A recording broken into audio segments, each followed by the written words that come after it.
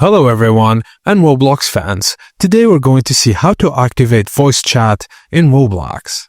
You must verify your age and upload a valid ID and selfie for verification before starting. Now, log in into your Roblox PC, then click the cog icon at the top right corner of the screen. Select Settings from the drop-down menu and in the left-hand menu click Privacy. Scroll to the Beta Features section and toggle on the switch next to Enable Voice Chat.